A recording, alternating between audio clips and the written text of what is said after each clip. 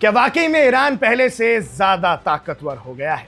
America और Israeli दावों के उलट ईरान के पास अब और भी ज्यादा घातक हथियार आ चुके हैं। और सबसे बड़ा सवाल, क्या वाकई डोनाल्ड ट्रंप की चिंताएं इस नए बयान के बाद बढ़ गई हैं और नेतन्याहू के टप टप पसीने छूट रहे हैं?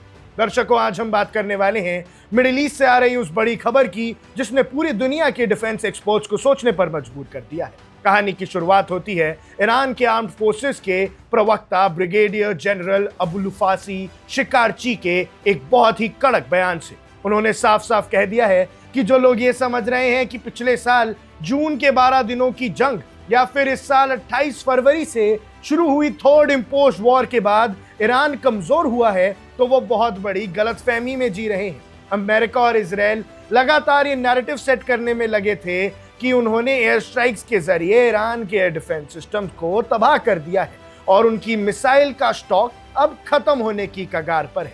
लेकिन जनरल शिकारची ने इन सारे दावों को सिरे से खारिज करते हुए कहा कि जंग के इस माहौल में ईरान ने अपनी मिलिट्री कैपेबिलिटीज को कम नहीं होने दिया है, बल्कि उन्हें और ज्यादा मजबूत कर लिया है। ईरान ने पिछले कुछ दिनों में ऐसी नई मिसाइल्स, ऐसे नए ड्रोन्स बना लिए हैं जिसका जवाब ना तो इजरायली डोम के पास है और ना ही यूएस की नेवी के पास। अब यहाँ पर सबसे बड़ा सवाल ये उठता है कि आखिर ईरान के पास ऐसे कौन से नए और घातक हथियार हैं जिनके दम पर वो इतना बड़ा दावा कर रहा है। डिफेंस एनालिस्ट की माने तो ईरान ने अपने एयर डिफेंस नेटवर्क को पहले से कई गुना मॉडर्नाइज कर लिया है। इसकी सबसे बड़ी मिसाल है उनका Majid AD-08 short range air defence system, जिसने हालिया जंगों में दुश्मन के कई हाईटेक ड्रोन्स को हवा में ढेर किया। इसके अलावा ईरान के पास अब अरमान मिसाइल सिस्टम और अजराकश एयर डिफेंस सिस्टम जैसे नए हथियार हैं जो क्रूज मिसाइल्स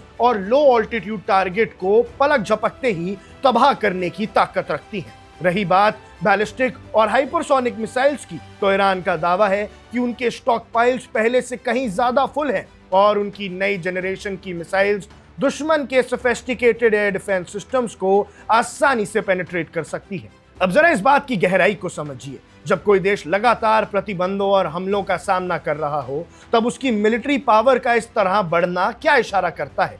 ईरान का दावा है कि उनके पास हथियारों की कोई कमी नहीं है और इसका सबूत वो ग्राउंड रियलिटी को बताते रहते हैं। उनका कहना है कि अगर ईरान के हाथ खाली होते तो अमेरिकन ठिकानों पर जो कल रात ही जोरदार हमले हुए हैं वो कैसे हुए।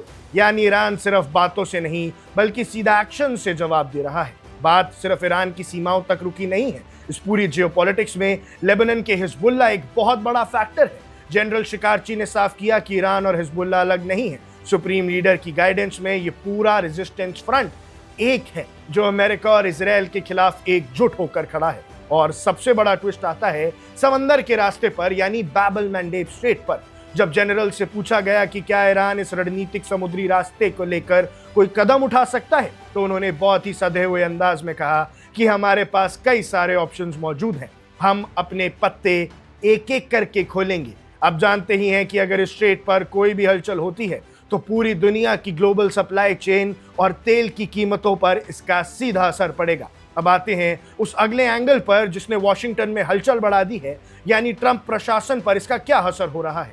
एक तरफ जहां 28 फरवरी से शुरू हुई इस जंग को रोकने के लिए नेगोशिएशंस और बातचीत का दौर एक डेडलॉक यानी गतिरोध पर आकर रुक गया है, वहीं दूसरी तरफ ईरान का यह आक्रामक रुख अमेरिका के लिए एक बड़ा सिरदर्द बन चुका है। ट्रंप के सामने चुनौती यह है कि ईरान को मिलिट्री और इकोनॉमिक तौर पर दबाने के तमाम कोशिशों के बावजूद ईरान झुकने की बजाय और ज्यादा घातक अंदाज में अपने नए मिसाइल सिस्टम्स के साथ सामने आ रहा है। तो कंक्लूजन ये है दोस्तों कि मिडिल ईस्ट की ये जंग अब सिर्फ जमीन पर लड़ी जाने वाली लड़ाई नहीं रह गई है, बल्कि ये नैरेटिव्स इंफॉर्मेशन वॉरफेयर का एक बहुत बड़ा हिस्सा बन चुकी है। एक तरफ अमेरिका और इजराइल का दावा है कि उन्होंने ईरान को बैकफुट पर धकेल दिया है और दूसरी तरफ ईरान का ये कहना है कि अब वो पहले से कहीं ज्यादा ताकतवर, कहीं ज्यादा शक्तिशाली होकर उभर चुका है। अब देखना यह होगा कि आने वाले दिनों में ये डेडलॉक टूटता है या फिर जंग ऐसे खतरनाक मोड़ पर जाएगी जहां से वापस लौटना असंभव है। जो भी आपकी राय है, जो भी आपको लगता है, हमें कमेंट सेक्शन में जरूर बताइएगा। अब देख रहे हैं वन इंडिया, मैं हूं आकुश Kaushik. Subscribe to One India and never miss an update. Download the One India app now.